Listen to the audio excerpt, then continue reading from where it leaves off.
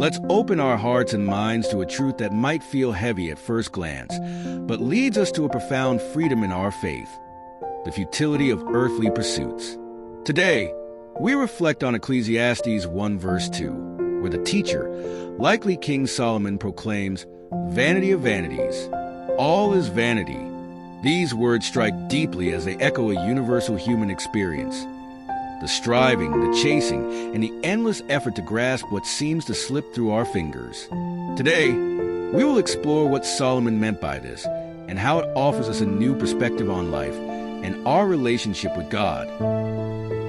If this message resonates with you, consider subscribing to this channel. By doing so, you'll be part of a community dedicated to exploring God's Word, discovering purpose, and growing in faith. Please take a moment to hit that subscribe button and stay connected for more teachings that inspire and uplift. Thank you. Now let's dive straight in.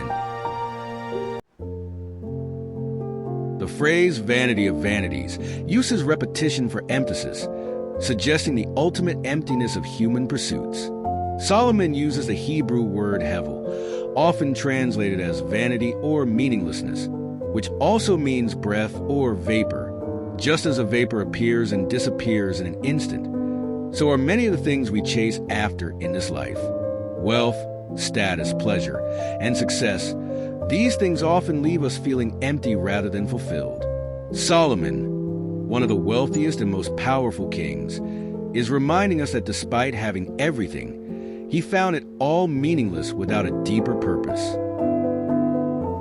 Solomon's life was filled with riches and luxury, yet he tells us in Ecclesiastes 2 verses 10 to 11 that he denied himself nothing his eyes desired. He enjoyed every pleasure under the sun, but concluded that it was all like chasing after the wind. Isn't this a common theme in our world today? We're constantly bombarded by the message that more money, possessions, or popularity will bring happiness. And yet, when we achieve these things, we often find that the fulfillment we expected isn't there.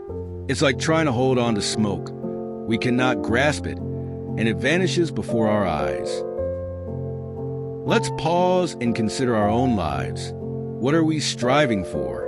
Are we, like Solomon, chasing things that might be empty in the end?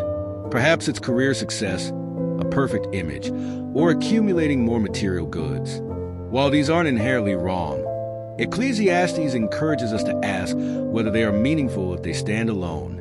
We're reminded that no earthly thing can ultimately satisfy the longing within us for purpose and significance. Ecclesiastes 12 verse 13 offers us the key to true fulfillment. Fear God and keep His commandments, for this is the duty of all mankind. When we place God at the center of our lives, everything changes. Our pursuits are no longer for fleeting gain, but become acts of worship and service. Our work can glorify God, our relationships can reflect His love, and our lives become a testimony to His goodness. Solomon is telling us that life gains purpose and fulfillment when it's aligned with God's will.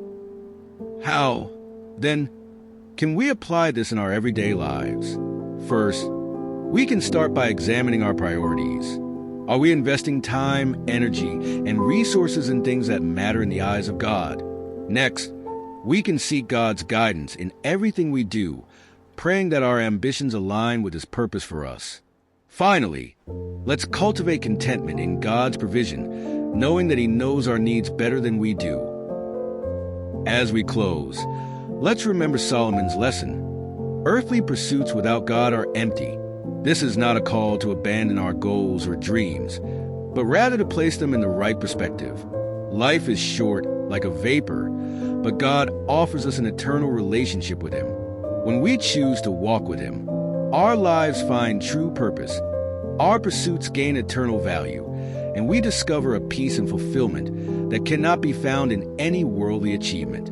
So today, let's leave behind the chase for vanity and embrace the richness of life lived in fellowship with God. Remember, if this message touched your heart, don't forget to subscribe, like, and share for more inspiring content.